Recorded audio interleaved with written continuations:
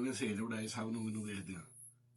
ਜਿਉਂ people's party ਦੇ secretary general secretary ਦੇ ਪਿੱਛੇ ਫਿਰਦਿਆਂ ਅੱਜ ਤੱਕ ਇਹ ਹਰ ਸਿਆਸਤਦਾਨ ਦੇ ਪਿੱਛੇ ਫਿਰੇ ਨੇ ਔਰ ਹਮੇਸ਼ਾ ਇਹਨਾਂ ਨੇ ਸਿਸਟਮ ਕੋ ਫਾਇਦਾ ਉਠਾਇਆ। ਕਦੀ ਇਹਨਾਂ ਨੇ ਸਹੀ ਤੇ ਮੁਸਬਤ ਗੱਲ ਨਹੀਂ ਕੀਤੀ। ਇਹਨਾਂ ਦੀ ਸਾਰੀ ਜਿਹੜੀ ਦਾਨਿਸ਼ਵਰੀ ਤੇ ਸਹਾਫਤ ਉਹ ਸਾਰੀ ਦੀ ਸਾਰੀ ਬੁਰਾਈ ਫਰੋਖਤ ਇਹ ਸਹਾਫੀਆਂ ਦੀ ਜਿਹੜੀ ਸਹਾਫਤੀ ਤਵਾਇਫ ਇਹਦਾ ਉਹਨਾਂ 'ਚ ਸ਼ੁਮਾਰ ਹੁੰਦਾ। ਕਦੀ ਸੱਚੀ ਗੱਲ ਨਹੀਂ ਕਰਨਗੇ। ਹੁਣ ਜਿਹੜੀ ਗੱਲ ਕੀਤੀ ਹੈ ਜੀ ਆਰਮੀ ਚੀਫ ਸਾਹਿਬ ਜਿਹੜੇ ਨੇ ਪਾਕਿਸਤਾਨ ਦੇ, ਉਹਨਾਂ ਦਾ ਸਿਆਸਤ ਨਾਲ ਕੋਈ ਤਾਲੁਕ ਨਹੀਂ, ਉਹ ਬਿਲਕੁਲ ਉਹਦੇ 'ਚ ਦਖਲਅੰਦਾਜ਼ੀ ਨਹੀਂ ਕਰਦੇ। ਮੈਂ ਕੀ ਕਹਾਂ ਤੁਹਾਨੂੰ, ਸ਼ਰਮ ਕਰੋ। 60 ਸਾਲ ਤੁਹਾਡੀ ਉਮਰ ਹੋ ਚੱਲੀ ਹੈ, ਸ਼ਾਇਦ ਉੱਤੇ 10 ਸਾਲ ਹੋ ਗਏ। ਸੱਚ ਬੋਲੋ, ਆਪਣੀ ਔਲਾਦ ਵਾਸਤੇ ਕੋਈ ਲੈਗੇਸੀ ਛੱਡ ਜਾਓ, ਇਸ ਕੌਮ ਵਾਸਤੇ ਕੋਈ ਛੱਡ ਕੇ ਚਲੇ ਜਾਓ। ਤੁਹਾਡੀ ਆਪਣੀ ਸਾਰੀ ਜ਼ਿੰਦਗੀ ਬਰਬਾਦ ਹੋ ਗਈ, ਆਪਣੇ ਅੱਗੋਂ ਔਲਾਦ ਦੀ ਬਰਬਾਦ ਕਰੋ ਇਹ ਲੈਗੇਸੀ ਛੱਡ ਕੇ। ਹੱਕ ਦੀ ਗੱਲ ਕਰੋ। ਆ ਡਰੋਨ ਹਮਲਾ ਉੱਥੇ KPK ਦੇ ਵਿੱਚ ਹੋਇਆ, ਇਹ ਕਿਹਨੇ ਕੀਤਾ, ਕਿਹਨੇ ਮਾਰਿਆ, ਅੱਜ ਤੱਕ ਤੁਹਾਨੂੰ ਪਤਾ ਨਹੀਂ ਲੱਗਾ। ਅੱਜ ਦੇ 4 ਦਿਨ ਹੋਏ ਨੇ, ਕੌਣ ਡਰੋਨ ਹਮਲਾ ਕਰ ਗਿਆ। KPK ਸਾਰਾ ਉਜਾੜ ਦਿੱਤਾ, ਬਲੋਚਿਸਤਾਨ ਦੇ ਸਾਰਾ ਉਜਾੜ ਦਿੱਤਾ। ਆ ਪਾਕਿਸਤਾਨ ਤਹਿਰੀਕ-ਏ ਇਨਸਾਫ ਜਿਹੜੀ ਉਹਦੇ ਨਾਲ ਕੀ ਕਰਦੇ ਨੇ। 8 ਫਰਵਰੀ ਦੇ ਇਲੈਕਸ਼ਨ 'ਚ ਕਿਹੜੀ ਗੁੰਡਾਗਰਦੀ ਹੋਈ ਹੈ, ਬਦਮਾਸ਼ੀ ਜਿਹੜੀ ਹੋਈ ਹੈ, ਸਾਰਾ ਇਲੈਕਸ਼ਨ ਹੀ ਚੁਰਾ ਦਿੱਤਾ। ਉਹ ਮਸਲੀ ਜਿਹੜਾ ਸੀ ਬਗੈਰਤ ਕਾਜ਼ੀ ਫਾਇਜੀ ਸਾਹਿਬ, ਉਹਦੇ ਨਾਲ ਮਿਲ ਕੇ ਤੇ ਸਾਰਾ ਕੰਮ ਇਹਨਾਂ ਨੇ ਪਾਇਆ, ਬੱਲਾ ਛਿਨ ਲਿਆ। ਉਸ ਤੋਂ ਬਾਅਦ PTI ਦੇ ਕਿਸੇ ਵਰਕਰ ਨੂੰ ਇਹਨਾਂ ਨੇ ਇਲੈਕਸ਼ਨ ਨਹੀਂ ਲੜ ਦਿੱਤਾ, ਕਿਸੇ ਵਰਕਰ ਨੂੰ ਕੰਪੇਨ ਨਹੀਂ ਕਰ ਦਿੱਤੀ ਉਹਨਾਂ ਨੂੰ। ਉਸ ਦੇ ਬਾਵਜੂਦ ਉਹ ਤੁੰਨ ਕੇ ਜਿੱਤ ਗਏ ਤੁਹਾਡੇ ਕੋਲ। ਉਸ ਦੇ ਬਾਵਜੂਦ ਫਿਰ ਤੁਸੀਂ ਗੁੰਡਾਗਰਦੀ ਕੀਤੀ, ਇਸ ਲਈ ਕਿ ਤੁਹਾਡਾ ਸਿਆਸਤ 'ਚ ਕੋਈ ਤਲਕ ਨਹੀਂ ਔਰ ਤੇਰਾ ਵੀ ਕੁਛ ਨਹੀਂ, ਤੇਰੇ ਦਿਮਾਗ 'ਚ ਵੀ ਕੁਛ ਨਹੀਂ। ਲਾਹਨਤ ਹੈ ਤੇਰੇ ਇਹੋ ਜਿਹੇ ਇਲਮ ਤੇ ਦਾਨਿਸ਼ ਤੇ ਜਿਹੜਾ ਕਿਸੇ ਦੇ ਕੰਮ ਨਾ ਆਇਆ। ਬੇਅਦਬਾ ਮਕਸੂਦ ਨਾ ਅਸਲ ਨਾ ਦਰਗਾਹ ਢੋਈ। ਇਸ ਇਲਮ ਦਾ ਹੀ ਅਦਬ ਕਰ ਲੈ ਕੁਛ ਥੋੜਾ ਜਿਹਾ, ਜਿਹੜਾ ਤੈਨੂੰ ਪੜ੍ਹਿਆ ਤੇ ਜਿਹੜਾ ਤੂੰ 50 ਸਾਲ ਤੋਂ ਕਰਨ ਡਿਆ। ਬੇਸ਼ਰਮ ਆਦਮੀ ਮੁੜ ਕੇ ਖਾਨ ਦੇ ਉੱਤੇ ਗੋਲੀਆਂ ਚਲਵਾਈਆਂ, ਕਿਹਨੇ ਚਲਵਾਈਆਂ? ਚਲੋ ਅਸੀਂ ਆਨੇ ਕਿਸੇ ਨੇ, ਉਹਨਾਂ ਨੇ ਨਹੀਂ ਚਲਵਾਈਆਂ। ਕੇਸ ਕਿਹਨੇ ਨਹੀਂ ਹੋਣ ਦਿੱਤਾ ਉਹਨਾਂ ਦਾ ਦਰਜ? ਉਹਦੇ ਬਾਰੇ ਗੱਲ ਕਰੋ, ਉਹ ਵੀ ਛੱਡੋ।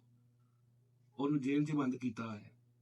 ਉਹ ਬਗੈਰਤੀ ਜਿਹੜੇ ਇੱਜ਼ਤ ਕੇਸ ਹੈ ਉਹ ਕਿਸ ਕੰਜਰ ਨੇ ਕੀਤਾ ਸ਼ੁਰੂ ਤੇ? ਉਹ ਕੋਈ ਦਲਾਲੀਅਤ ਦੀ ਵੀ ਅਖੀਰ ਹੁੰਦੀ ਹੈ, ਦਲਾਲਪੁਣੇ ਦੀ ਅਖੀਰ ਹੁੰਦੀ ਹੈ। ਦੱਸੋ ਇੱਜ਼ਤ ਦਾ ਕੇਸ ਕਿਹਨੇ ਕੀਤਾ ਸੀ? ਐਡਾ ਘਟੀਆ ਕੇਸ। 109 ਮਿਲੀਅਨ ਦਾ 90 ਬਿਲੀਅਨ ਦਾ ਪਾਉਂਡ ਕੇਸ ਕੀਤਾ ਹੈ ਜੀ। ਸਿਰਫ ਤਕਲੀਫ ਇਹ ਜਿਨ੍ਹਾਂ ਗੈਰ ਮੁਲਕੀ ਆਕਾਂ ਦੇ ਗੁਲਾਮ ਨੇ ਨਾ, ਉਹ ਨਹੀਂ ਚਾਹੁੰਦੇ ਕਿ ਇਸ ਮੁਲਕ ਦੇ ਵਿੱਚ ਲੋਕ ਕੁਰਾਨ ਤੇ ਹਦੀਸ ਦੀ ਤਾਲੀਮ ਹਾਸਲ ਕਰਨ। ਉਹ ਹਮੇਸ਼ਾ ਤੁਹਾਨੂੰ ਰੋਕਣਗੇ। ਉਹ ਤੁਹਾਨੂੰ ਸਿਰਫ ਤਾਲੀਮ ਦੇਣਗੇ ਉਹ ਡਰਾਮਿਆਂ ਦੀ, ਉਹ ਜਿੱਥੇ ਜੋ ਸਾਰੀ 2 ਨੰਬਰੀ 'ਚ ਵਿਖਾਉਂਦੇ ਨੇ ਤੁਹਾਨੂੰ, ਤਾਂ ਕਿ ਕੌਮ ਸਾਰੀ ਬੇਰਾਬਰੀ ਦਾ ਸ਼ਿਕਾਰ ਹੋਵੇ ਤੇ ਤੁਸੀਂ ਉਹਨਾਂ ਦੇ ਨਾਲ ਲੱਗੇ ਰਹੋ। 9 ਮਈ ਨੂੰ ਕੀ ਹੋਇਆ?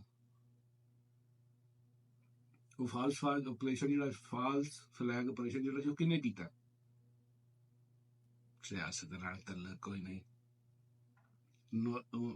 26 ਨਵੰਬਰ ਨੂੰ ਬੱਚਿਆਂ ਦੇ ਸਿਰਾਂ 'ਚ ਗੋਲੀਆਂ ਕਿਹਨੇ ਮਾਰੀਆਂ? ਕੋਈ ਸ਼ਰਮ ਕਰ ਹੋਈ। ਲੰਨ ਤੇਰੇ ਏਡੇ ਹੋਏ ਤੇ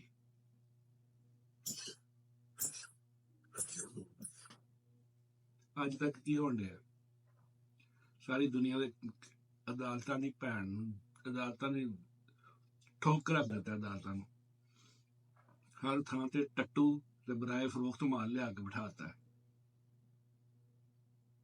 ਅਦਾਲਤੀ ਗਸ਼ਤੀਆਂ, ਸਹਾਫਤੀ ਗਸ਼ਤੀਆਂ, ਇਹੋ ਜਿਹੀਆਂ ਸਾਰੀਆਂ ਲਿਆ ਕੇ ਬਿਠਾ ਦਿੱਤੀਆਂ ਨੇ। ਸਿਆਸਤ ਨਾਲ ਮੜੇ ਕੋਈ ਤਲਕ ਨਹੀਂ, ਹਰੀ ਨਹੀਂ ਤਲਕ ਕੋਈ ਵੀ। ਸਾਰੇ ਕੌਮ ਦੀ ਜਿਹੜੀ ਉਹਦੀ ਬੇੜਾ ਗਰਕ ਕਰ ਦਿੱਤਾ, ਇਕੋਨਮੀ ਦਾ ਬੇੜਾ ਗਰਕ ਕਰ ਦਿੱਤਾ। ਉਹ ਸਾਈਕਲ ਦੇ ਮੂੰਹ ਵਾਲਾ ਉਹ ਜ਼ਰਦਾਰੀ ਸਾਹਿਬ ਨੂੰ ਲੈ ਕੇ ਆ ਗਏ ਨੇ। ਕੀ ਉਹਦੀ ਐਬਿਲਿਟੀ ਹੈ ਦੱਸੋ ਮੈਨੂੰ? ਉਹ JI ਓਮਨੀ ਗਰੁੱਪ ਦੀ JIT ਪੜ੍ਹੋ ਦੀ ਰਿਪੋਰਟ, ਦੋਵੇਂ ਮੁਜਰਮ ਨੇ। ਇਹ ਵੀ ਤੇ 1 ਜੁਲਾਈ ਦਾ ਉਹ ਬੰਦਾ ਸੀ ਜਿਹੜਾ ਕੀ ਨਾਂ ਉਹਦਾ, ਉਹ ਸ਼ਰਮ ਜਿਹਾ, ਜਿਹਨੂੰ ਬਾਅਦ ਚੋਂ ਇਹਨੇ ਹਲਾਲੇ ਇਮਤਿਆਜ਼ ਦਿੱਤਾ ਸਦਰ ਸਾਹਿਬ ਨੇ। ਕਈ ਸ਼ਰਮ ਕਰੋ ਜੀ। ਇਹ ਦੁਨੀਆ ਦੇ ਰਹੇ ਹੋ ਤੁਸੀਂ, ਇਹ ਦੇ ਰਹੇ ਹੋ ਤੁਸੀਂ। ਇਹ ਸਿਆਸਤ ਨਾਲ ਕੋਈ ਤਾਲੁਕ ਨਹੀਂ ਤੁਹਾਡਾ। ਉਹ ਨਵਾਜ਼ ਸ਼ਬਾਜ਼ ਸ਼ਰੀਫ ਓਪਨ ਛੱਡ ਕੇ ਸਵੇਰੇ ਉਹਦੇ ਕਨਵਿਕਸ਼ਨ ਹੋਣੀ ਸੀ ਉਹਦੀ ਸਿਆਸਤ ਨਾਲ ਕੋਈ ਤਾਲੁਕ ਨਹੀਂ। ਹੁਣ ਵੀ ਉਹਨੂੰ ਬੰਦ ਕੀਤਾ ਹੈ। ਮੌਤ ਪੈਂਦੀ ਛੱਡ ਦਿਆ ਉਹਨੂੰ। ਸਿਰਫ ਹੱਕ ਤੇ ਹੀ ਬੋਲਿਆ ਕਰੋ, ਸਿਰਫ ਹੱਕ ਗੱਲ ਹੀ ਕਰ ਲਿਆ ਕਰੋ।